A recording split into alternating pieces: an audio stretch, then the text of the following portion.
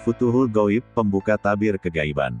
Sebuah ajaran tasawuf, Syekh Abdul Qadir Jailani. Ajaran ketujuh. Keluarlah dari dirimu sendiri dan serahkanlah segalanya kepada Allah. Penuhi hatimu dengan Allah. Patuhlah kepada perintahnya dan larikanlah dirimu dari larangannya, agar nafsu badaniyahmu tidak memasuki hatimu setelah ia keluar. Untuk membuang nafsu-nafsu badaniyah dari hatimu, kamu harus berjuang melawannya dan jangan menyerah kepadanya dalam keadaan bagaimanapun juga dan dalam tempo kapanpun juga. Oleh karena itu, janganlah menghendaki sesuatu yang tidak dikehendaki oleh Allah. Kehendakmu yang tidak sesuai dengan kehendak Allah adalah kehendak nafsu badaniyah. Jika kehendak ini kamu turuti, maka ia akan merusak dirimu dan menjauhkanmu dari Allah.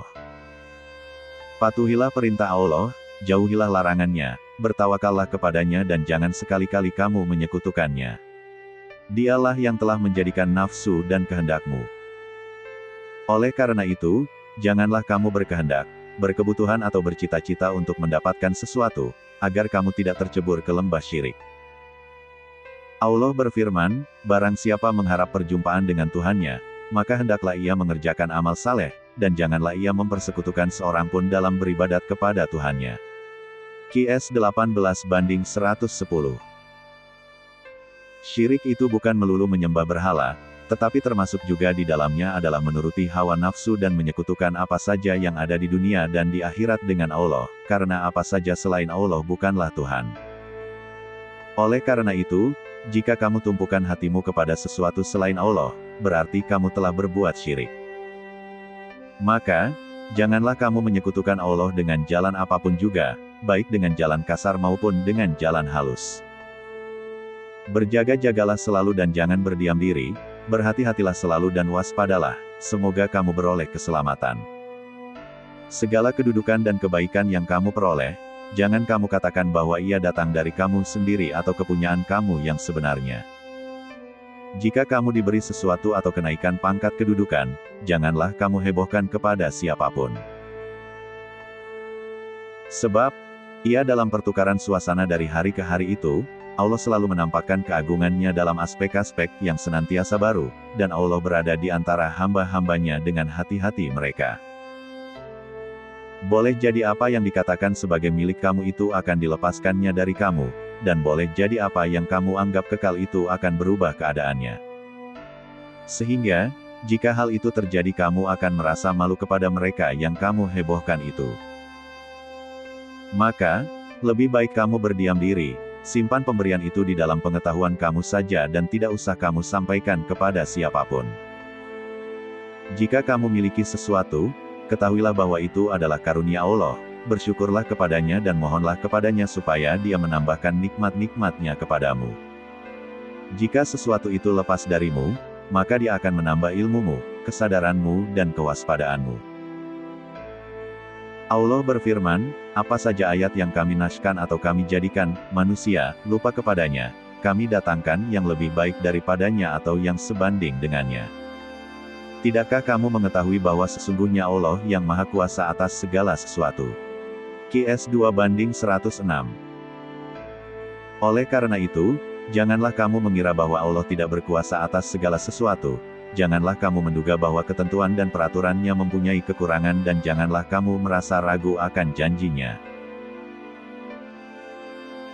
Contohlah Nabi besar Muhammad SAW, ayat-ayat yang diwahyukan kepadanya dipraktekkan, dibaca di dalam masjid, ditulis di dalam buku, diambil dan ditukar dengan yang lainnya, dan perhatian Nabi diarahkan kepada wahyu-wahyu yang baru diterimanya yang menggantikan ayat-ayat yang telah lama.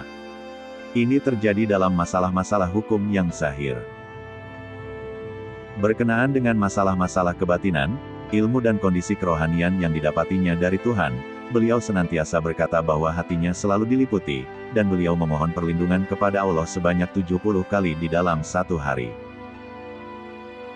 Juga diceritakan bahwa sebanyak 100 kali dalam sehari Nabi dibawa dari satu keadaan kepada satu keadaan yang lainnya yang dengan itu beliau dibawa menuju peringkat yang paling dekat kepada Allah. Beliau mengembara ke alam yang maha tinggi sambil diselubungi oleh nur, dari satu peringkat kepada peringkat lainnya yang lebih tinggi. Tiap-tiap beliau menaiki satu peringkat, maka peringkat yang di bawahnya itu tampak gelap jika dibandingkan dengan peringkat atas itu. Semakin tinggi beliau naik, semakin bersinarlah nur Allah meliputi hati sanubarinya.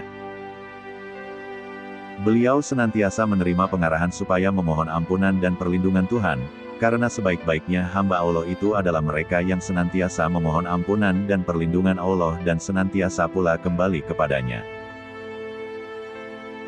Ini dimaksudkan untuk menyadarkan kita bahwa kita ini mempunyai dosa dan kesalahan yang keduanya terdapat pada hamba-hamba Allah di dalam seluruh aspek kehidupannya, sebagai ahli waris Adam As, Bapa seluruh manusia dan hamba pilihan Allah. Manakala kelalaian terhadap perintah Allah telah mengaburkan cahaya kerohanian Adam dan beliau pun menampakkan keinginannya untuk kekal hidup di surga berada di samping Tuhan, dan Tuhan pun berkehendak mengantarkan malaikat Jibril kepada beliau, maka ketika itulah kehendak diri ego beliau nampak, kehendak Adam bercampur dengan kehendak Allah. Oleh karena itu, kehendak beliau dihancurkan, keadaan pertama itu dihilangkan, kedekatan kepada Tuhan di masa itu dihilangkan, cahaya keimanan yang bersinar terang itu berubah menjadi pudar dan kesucian rohani beliau telah menjadi sedikit kotor. Kemudian Allah hendak memberikan peringatan kepada beliau, menyadarkan beliau akan dosa dan kesalahannya, memerintahkannya untuk mengakui kesalahan dan dosanya serta meminta ampun kepada Allah. Adam As berkata, "Wahai Tuhan kami, sesungguhnya kami telah berbuat aniaya terhadap diri kami sendiri. Jika Engkau tidak mengampuni kami dan mengasihani kami, sudah barang tentu kami termasuk dalam golongan orang-orang yang merugi." Kemudian datanglah petunjuk kepada beliau, kesadaran untuk bertobat, pengetahuan tentang hakikat akibatnya dan ilmu hikmah yang tersembunyi di dalam peristiwa ini pun tersingkaplah. Dengan kasih sayangnya, Allah menyuruh mereka supaya tobat. Setelah itu, kehendak yang timbul dari Adam diganti dan keadaannya yang semula pun dirubah, maka diberikanlah kepadanya jabatan, wilayah, yang lebih tinggi serta diberi kedudukan di dalam dunia ini dan di akhirat kelak.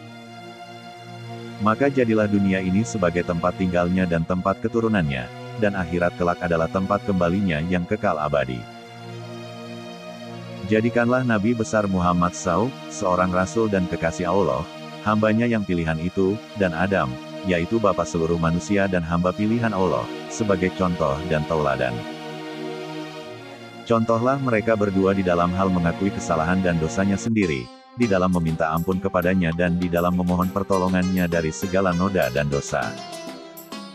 Dan contohlah mereka di dalam hal merendahkan diri kepada Allah, karena manusia adalah makhluk yang lemah dalam segala halnya. Bersambung ajaran ke-8.